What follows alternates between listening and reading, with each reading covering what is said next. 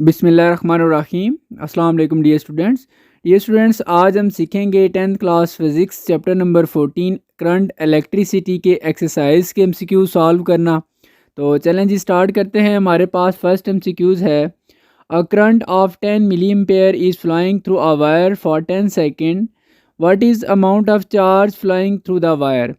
देखें, जो इस तरह के एमसीक्यूज़ होते हैं उनको आपको रटा लगाने की ज़रूरत नहीं है। अगर आप रटा लगा लेंगे जस्ट आंसर को, तो आप बोर्ड के पेपर में इस तरह के एमसीक्यूज़ को सॉल्व नहीं कर पाएंगे, ठीक है, क्योंकि वैल्यूज़ चेंज होके आती हैं और एसएलओज बेस्ड पेपर यही है कि आपको वो थोड़ी सी चेंजिंग्स करके देंगे, तो आपने इस चीज़ को अंडरस्टैंड करना है। तो देखें जी, इसको हम सॉल्व करते हैं। हमारे पास एक न्यूमेरिकल टाइप एमसीक्यूज़ है, तो हम लिखते हैं कि जी a current of 10 milli ampere.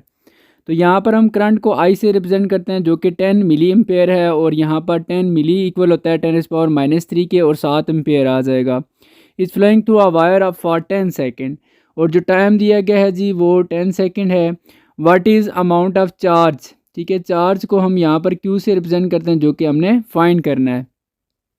तो इसके अकॉर्डिंग हमारे पास जो फार्मूला बन रहा है करंट का कि I is equal to Q over T. हमने यहाँ से क्यू फाइंड करना है, तो टी जो है नीचे डिवाइड हो रहा है, ये आई के साथ जाके मल्टीप्लाई हो जाएगा। तो इस तरह I T is equal to Q, और फाइनल जो है जी Q is equal to I T के इक्वल आ जाएगा। और यहाँ पर हमारे पास आई यानी कि करंट की वैल्यू गिवन है 10 इंटू 10⁻³ और टाइम भी गिवन है टी की वैल्यू 10 है। तो यहाँ पर आपने क्या करना है, 10 को 10 से मल्टीप्लाई करना है, तो ये 100 आ जाएगा, साथ 10⁻³ भी आ जाएगा।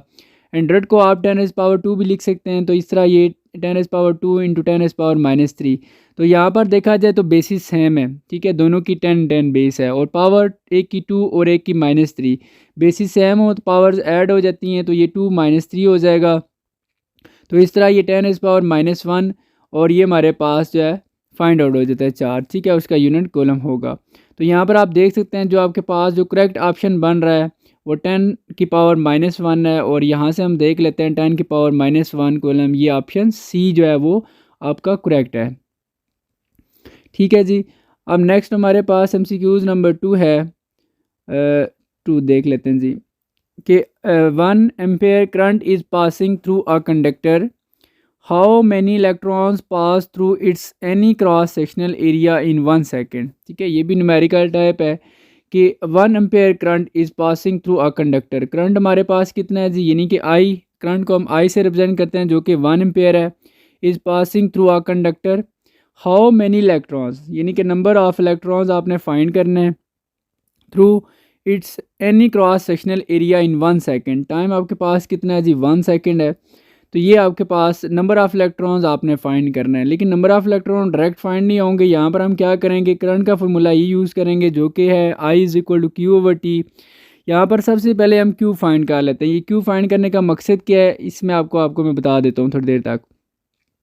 देखें, जो टी जो है नीचे डिवाइड हो रहा है, ये मल्टीप्लाई हो जाएगा, जो मैं ऑलरेडी आपको बता चुका हूँ, I T is equal to Q and Q is equal to I T. और यहाँ पर आई यानी कि करंट की वैल्यू 1 है और टाइम भी आपके पास 1 है, तो ये चार्ज आपके पास 1 कूलम का आ जाएगा। अब हमने एक्चुअली फाइंड करना है नंबर ऑफ़ इलेक्ट्रॉन्स। तो इससे हमें चार्ज निकालने का फ़ायदा क्या हुआ कि जो 1 कूलम चार्ज होता है इसमें 6.25 इंटू 10⁻18 इलेक्ट्रॉन्स होते हैं।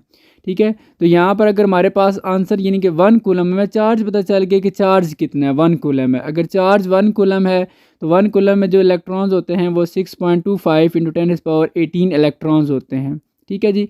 तो इसके अकॉर्डिंग आप देख सकते हैं कौन सा करेक्ट ऑप्शन बन रहा है। लेकिन यहाँ पर आप सोच रहे होंगे कि 1 कूलम में ये जो 6.25 इंटू 10⁻18 इलेक्ट्रॉन्स हैं ये कैसे पता चलेगा। तो ये चैप्टर 13 का एक एमसीक्यूज़ था, एमसीक्यूज़ नंबर 1 मैंने डिटेल से एक्सप्लेन भी किया है, आप उसको भी देख सकते हैं। नहीं, मैं आपको यहाँ पर भी गाइड कर देता हूँ। देखिए, जो 1 इलेक्ट्रॉन है वो हमारे पास इक्वल होता है जी 1.6 इंटू 10⁻19 कूलम उसके ऊपर चार्ज होता है। यहाँ पर जो लिखा हुआ है 1.6 इंटू 10⁻19 कूलम, यहाँ पर हमने इसकी जगह 1 ले के आना है, क्योंकि हम देखना ही चाह रहे हैं कि 1 इलेक्ट्रॉन के अंदर कितने इलेक्ट्रॉन्स होते हैं, सॉरी 1 कूलम के अंदर। तो इसको हम डिवाइड कर देंगे दूसरी साइड पे, तो ये हो जाएगा जी 1 डिवाइडेड बाय 1.6 इंटू 10⁻19 इलेक्ट्रॉन, और इधर आ जाएगा 1 हम लिख लेंगे, और 7 कूलम आ जाएगा। जब आप 1 को डिवाइड करेंगे 1.6 से तो ये 0.625, और नीचे जो 10⁻⁻19 है ये ऊपर जाके 10⁻+19 इलेक्ट्रॉन्स हो जाएगा। और इज इक्वल टू 1 कॉलम, ठीक है। तो यहाँ पर आप देखें, इसको मज़ीद आप साइंटिफिक नोटेशन में लिखें तो ये 6.25 इंटू 10⁻, देखिए आप लेफ़्ट साइड से एक डिजिट मूव करके आएँ तो एक माइनस कर देंगे 19 में से, तो ये 18 आ जाएगा इलेक्ट्रॉन। तो इस तरह आप देख सकते हैं 1 कॉलम के अंदर कितने इलेक्ट्रॉन है जी, 6.25 इंटू 10⁻18 इलेक्ट्रॉन, जो कि मैं आपको ऑलरेडी ऊपर भी बता रहा था। तो इसके अकॉर्डिंग अगर देखा जाए हमारे पास कौन सा ऑप्शन करेक्ट बन रहा है जी, ऑप्शन डी जो है वो करेक्ट है, जिसमें लिखा हुआ है 6.25 इंटू 10⁻18 इलेक्ट्रॉन। चलें जी, अब नेक्स्ट एमसीक्यूज़ की तरफ बढ़ते हैं। एमसीक्यूज़ नंबर 3 है, if voltage applied on the bulb is double, अगर वोल्टेज को डबल कर दिया जाए देन इट्स पावर बिकम, तो इसकी पावर जो है वो कितनी हो जाएगी। यहाँ पर थोड़ा सा इस चीज़ को अंडरस्टैंड करना है जी आपने, कि मैं आपको पहले एक चीज़ बता दूँ कि according to Ohm's law voltage and current are directly related. जैसा कि आप ओहम्स लॉ में पढ़ चुके हैं कि वोल्टेज और करंट आपस में डायरेक्टली होते हैं, और इससे मुराद ये होती है कि अगर आप वोल्टेज को ज़्यादा करेंगे तो करंट भी ज़्यादा हो जाएगा। सो यहाँ पर अगर हम वोल्टेज को डबल कर रहे हैं तो करंट भी डबल हो जाएगा। So if voltage is double then current flow will also double, तो करंट भी डबल हो जाएगा। आपने ये बात माइंड में रखनी है कि अगर आप वोल्टेज को डबल कर रहे हैं तो इट्स मीन उसके साथ करंट भी डबल हो जाएगा, सिर्फ वोल्टेज डबल नहीं होगा, ठीक है। तो अब अगर आप देखें तो आपके पास एक्चुअली आपने पावर फाइंड आउट करनी है, तो पावर का आपके पास यहाँ पर फार्मूला देखें, P is equal to V I, जो कि वोल्टेज और करंट से रिलेटेड है। यहाँ पर आपने एक बात याद रखनी है कि आप तो सिर्फ वोल्टेज को डबल कर रहे हैं, लेकिन उसके साथ साथ करंट भी डबल हो जाएगा। जब वोल्टेज भी डबल होगा करंट भी डबल होगा तो ये डबल और डबल ये 4 हो जाएगा। तो इस तरह हम ये कहते हैं कि therefore double the current multiplied by double voltage, ठीक है, विल 4 टाइम द पावर, तो पावर जो है वो फिर 4 टाइम जो है वो इंक्रीज़ हो जाती है। सो यहाँ पर हम कह सकते हैं जो हमारे पास करेक्ट ऑप्शन है वो सी है, जो कि 4 टाइम्स है। इसके बाद नेक्स्ट एमसीक्यूज़ की तरफ आते हैं जी, कि electron volt is not the unit of, नीचे ऑप्शन दिए गए हैं electric energy, work, electric potential and heat energy. Actually ये थोड़ा सा कंसेप्ट बेस पे ये एक वैसे तो बड़ा आपको लगेगा सिंपल सा है, लेकिन थोड़ा सा इसमें कंसेप्ट है कि आपको पहले तो ये अंडरस्टैंड करना पड़ेगा कि इलेक्ट्रॉन वोल्ट जो है वो होता क्या है।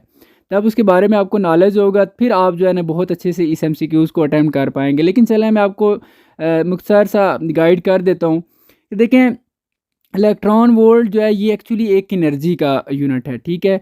और एनर्जी का वैसे आपने यूनिट जो पढ़ा होगा वो जूल होता है, लेकिन जूल जो है एक बड़ा यूनिट है, और इलेक्ट्रॉन वोल्ट जब बहुत ही कम एनर्जी हो तो तब हम इलेक्ट्रॉन वोल्ट जो है वो यूज़ करते हैं। पहली तो बात ये होगी, और एक बात ये भी याद रखनी है कि इलेक्ट्रॉन वोल्ट जब एक इलेक्ट्रॉन अपनी एक पॉजिटिव से लेट्स सपोज नेगेटिव की तरफ जा रहा है, तो यहाँ पर ये बात ये याद रखनी है आपने कि एक इलेक्ट्रॉन कब मूव करे, जब एक पॉजिटिव और नेगेटिव में यानी कि उनमें एक पोटेंशियल यानी कि एक वोल्टेज का डिफरेंस हो, तब हम कहते हैं कि हमारे पास जो इसका बन रहा है वो एनर्जी बन रही है वो कितनी है, 1 इलेक्ट्रॉन वोल्ट है, जो कि बहुत ही ज़्यादा कम होती है। खैर शायद आपको ये बातें समझना है क्योंकि ये थोड़ा सा कंसेप्ट बेस है।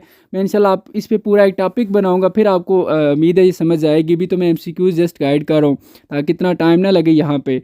तो यहाँ पर उसने ये क्वेश्चन किया है कि electron volt is not the unit of, किसका यूनिट नहीं है। तो इतना तो हमें पता है कि इलेक्ट्रॉन वोल्ट एक स्मॉलेस्ट एनर्जी होती है, उसका यूनिट होता है। तो यहाँ पर हमारे पास जो करेक्ट ऑप्शन बन रहा है वो जो है वो सी ऑप्शन, ठीक है, इलेक्ट्रिक पोटेंशियल, ठीक है। बाकी जो हैं वो हमारे पास एनर्जी की फॉर्म है, वर्क भी एक एनर्जी की फॉर्म में काउंट होता है। तो यहाँ पर हमारे पास जो इलेक्ट्रिक पोटेंशियल है इसको हम यानी कि ये नहीं कह सकते कि इलेक्ट्रॉन वोल्ट इसका यूनिट है। सो यहाँ पर हमारे पास करेक्ट ऑप्शन जो है बन रहा है वो सी है। और डियर स्टूडेंट्स बाकी जो एमसीक्यूज़ रह गए हैं वो इंशाल्लाह मैं इसी नेक्स्ट पार्ट बनाऊंगा, पार्ट 2, उसमें आपको मिल जाएंगे। और ये पार्ट 2 जो होगा ये वीडियो आपको इसी लेक्चर के एंड पे जो है वो मिल जाएगी। अपना बहुत सारा ख्याल रखिएगा जी, अल्लाह हाफिज़।